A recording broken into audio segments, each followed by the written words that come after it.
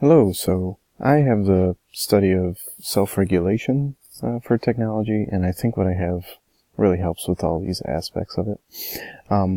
So I've noticed with students with special needs, or, there are just some students that have to deal with a high level of stress, and sometimes they'll need a break, and sometimes they walk out in the hall with, a parapro or something, or sit in like a corner of the room.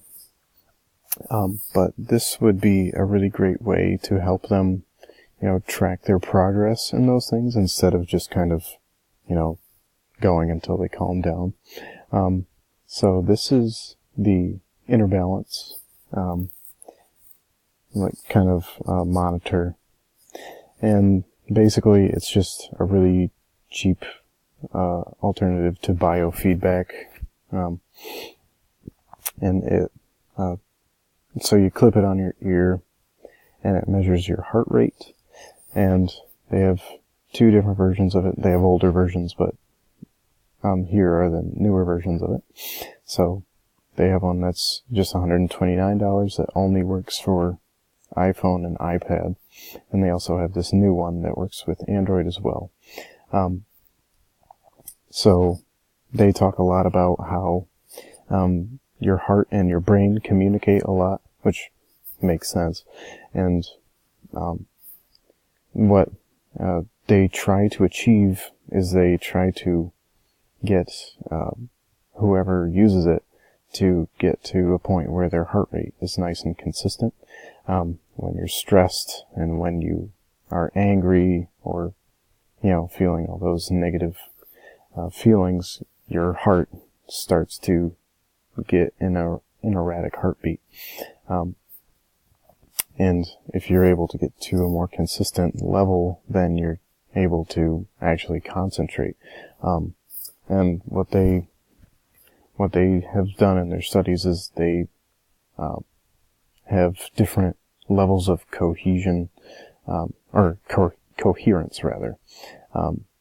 So what they want you to get into that higher level of coherence where you're not just calm, but you are also attentive to the world around you.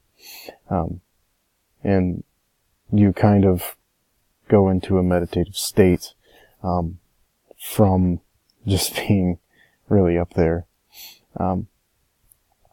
So to show a little bit of the features that this has, this will load. Come on.